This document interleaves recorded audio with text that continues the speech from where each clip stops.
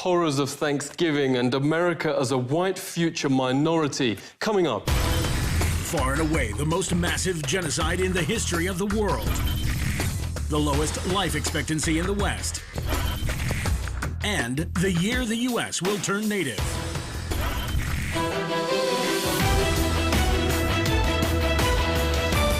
Virtually none of Thanksgiving has an ounce of accuracy, notes the bestseller Lies My Teacher Told Me. The idea of Europe bringing civilization to the Americas simply flips truth on its head. This is what European explorers actually found in North America. Far and away the most beautiful city on Earth. 5 times the size of London or Rome.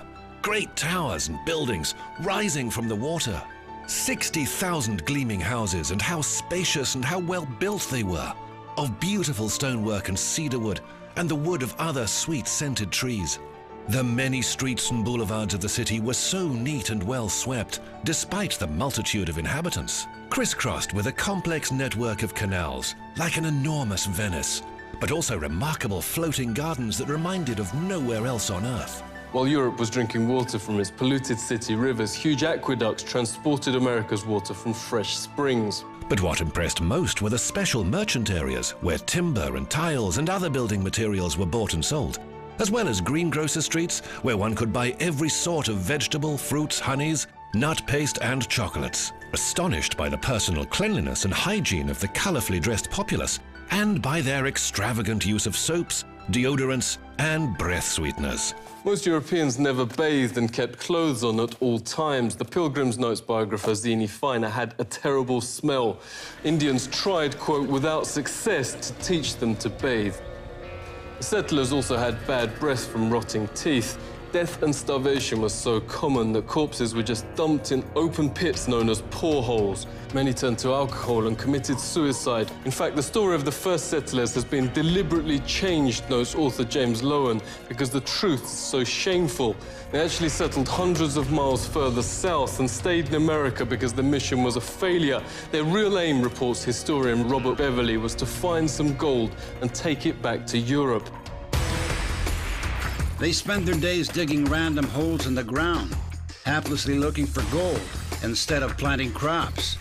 Soon they were starving and digging up putrid Indian corpses to eat.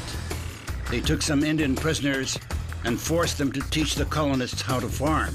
And the meal with the natives wasn't quite the Thanksgiving shown on TV and in school books. The colonists offered the Indians a toast to eternal friendship, whereupon the chief, his family, advisors, and 200 followers dropped dead of poison. In mainstream history books, perhaps the most common description of American territory then is virgin land. In fact, notes historian Peter Jennings, it was widowed. Horrific enough, the Nazi ethnic cleansings in Europe during World War II. Leading American studies professor David Stannard notes it's dwarfed by, quote, far and away the most massive act of genocide in the history of the world. The death of 100 million indigenous people in the, quote, American Holocaust. Some from disease, but also vast numbers from a deliberate policy aimed at wiping out the race that mainstream history books continue to pretend never happened. He knows when Heinrich Himmler called the final solution, quote, delousing, Himmler was only echoing the Pilgrim Army's rallying cry, nits make lice, nits being Indian babies. This was a map of Indian nations across the US. 80% of the first government's entire budget went on attacking existing Indian settlements to take their developed farmland. The settlers would most probably not have survived, writes Jennings, on their own. 95% of America's entire population was then wiped out. American Holocaust notes there is documented evidence of colonist leaders going town after town, deliberately killing all men, women and children. Yet school texts and history books remain silent. Orders came from the very top. Under the direct order of George Washington, at least 28 of 30 Seneca towns and all the towns of the Mohawk, Onondaga and Cayuga were simply obliterated.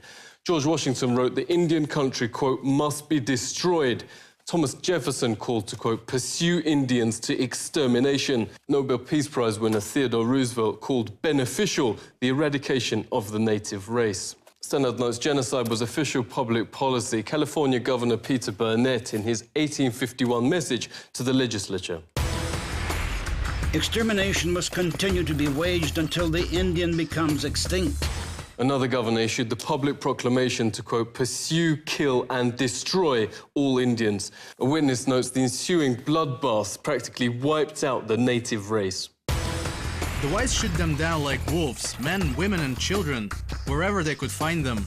This war of extermination against the Aborigines is tending to the final extinction of the race. What reportedly saved the race from extinction was their use as slave labour. This extermination policy has proved so injurious to the interests of the whites. Indian labour is indispensable. Highly prized slaves were Indian girls as young as 3, said the Marysville Appeal, for fulfilling double roles of labour and of lust. Phil Lane Jr. is hereditary chief of the Hankton One First Nation. Phil, really great to see you. What facts are being airbrushed out of history?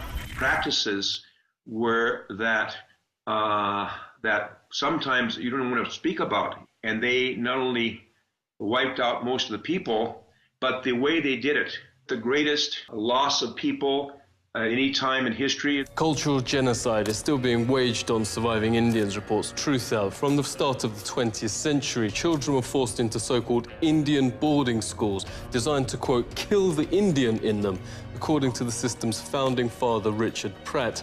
Indians are obliged to change their name to a Western one like Tom, made to dress and style their hair like whites.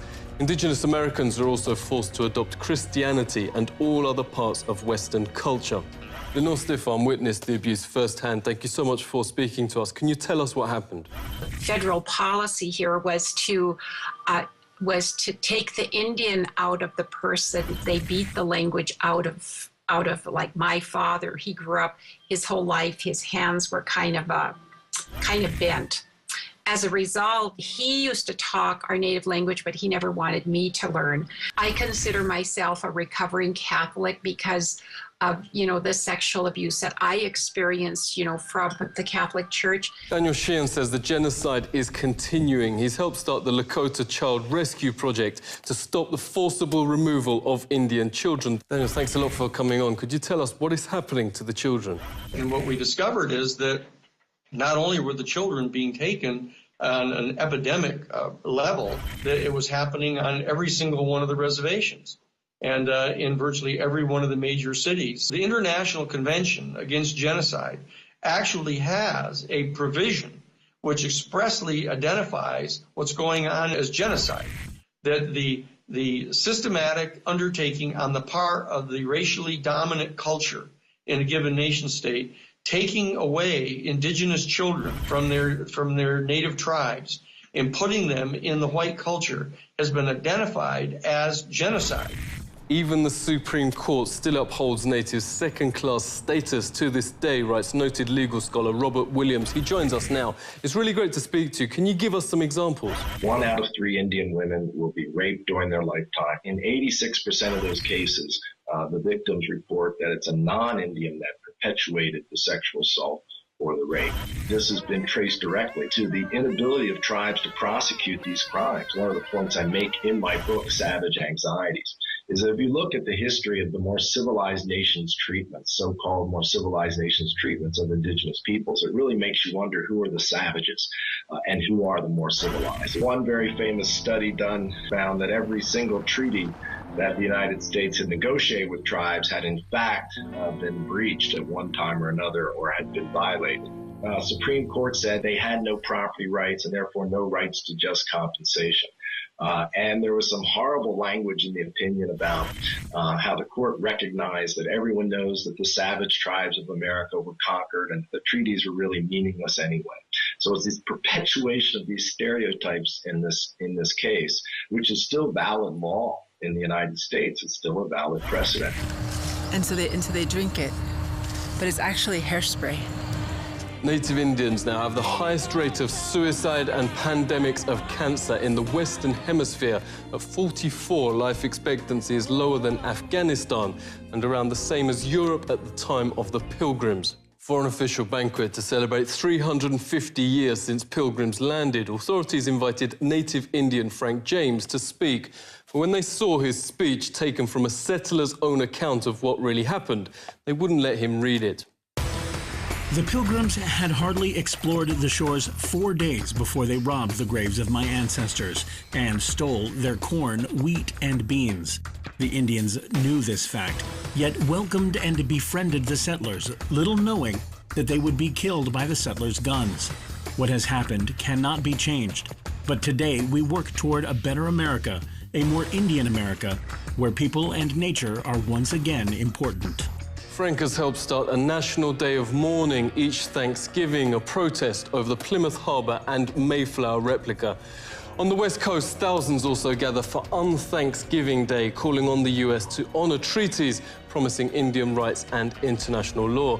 The American government faces increasing domestic and international pressure. The Supreme Court has reaffirmed the validity of the Treaty of Fort Laramie, giving Indians rights over the area. The United Nations, despite 4 countries voting against, Australia, New Zealand, Canada and the United States, passed a resolution declaring Indigenous peoples' right to self-rule. The UN is also calling for the states to return to Indian tribes their stolen land. The Mexica movement wants to bring Indigenous people of America in a single nation without, it says, the artificial borders created by Europeans. Movement's director, Olenteska Lepoka, joins us. Really great to see you. You say the demographics are on your side. We are projected to be the majority in the states of California and Arizona, and basically the western United States. In the next 50 years, we're going to be the majority in the United States of America. For the European who's scared about all this, I'd say pull a seat over, because that's what we've been doing for 500 years. We've been scared of all of the monstrosities that Europeans have done to us. They've exterminated 95% of our population. They've stolen 100% of our land. They've left us in poverty on our own land. Many cities throughout the US are already majority indigenous. In 8 years, 8 more states are projected to be white minority. In 30 years, that will apply to the United States as a whole. The reaction of certain Americans is already causing some surprise. Seek truth from facts. This is The Truth Seeker.